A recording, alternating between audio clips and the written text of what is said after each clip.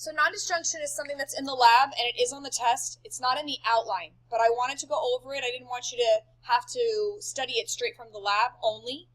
So nondisjunction is when chromosomes stick together during meiosis. And the result of nondisjunction, if it makes a sperm or egg that gets fertilized, would be the disorders that you were looking at in the karyotype lab. So for example, Down syndrome or Turner syndrome or Klinefelter syndrome, trisomy 18, any of those disorders with extra or missing chromosomes are a result of nondisjunction, which is this mistake during meiosis. So I'm going to start by drawing regular meiosis so we can have something for comparison. So I'm going to use a cell that has a diploid number of 4. So here's meiosis 1. The chromosomes line up with their homologous partner and they split. We went from 2N to N. Then in meiosis 2, each of those chromosomes splits at the centromere, and we end up with 4 cells with the haploid number of chromosomes, N. So we went from 4 to 2, and then we still have 2 at the end of meiosis. Now we're going to look at what happens if nondisjunction happens in meiosis 1.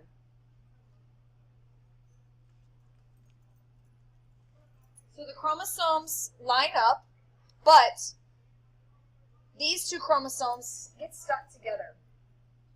So the 2 chromosomes here temporarily got stuck together.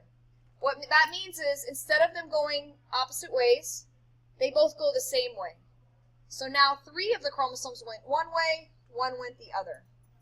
This now undergoes meiosis 2. And both of the cells that are made at the end of meiosis 2 on this side have an extra chromosome. In us, that would make a sperm with 24 chromosomes instead of 23, an extra copy. And the other one is missing a chromosome, so this is N-1, and this would be a sperm or an egg with 22 chromosomes rather than 23. Now again, this is not a disorder. The disorder would be if that sperm fertilizes an egg, because the egg is going to give 1 copy of the chromosome. So if, for example, this is chromosome number 21, and you've got 2 copies of it already, now the egg comes along and gives a 3rd copy of chromosome 21, and the person ends up with Down syndrome. So this is where the extra chromosome comes from. One of the parents, rather than just giving 1 copy of that chromosome, ends up giving 2 copies, and then the other parent now gives an additional one, so there's 3. My second example here is what happens if it occurs in meiosis 2. So the chromosomes line up, they split. This split is normal, no problem. We went from 2N to N.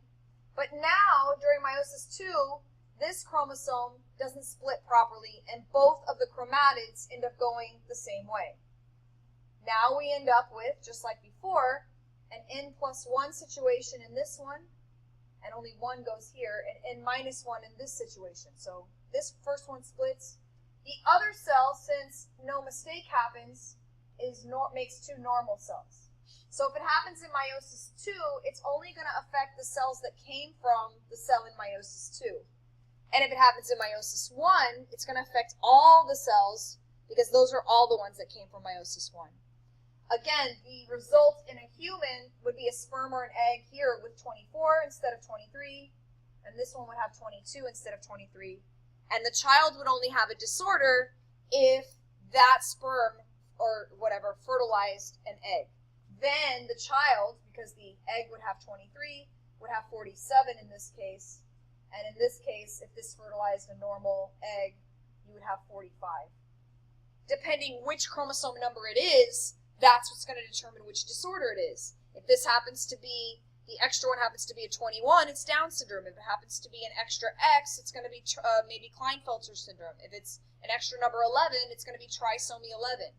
But the disorder will be a result of which chromosome the extra copy comes from.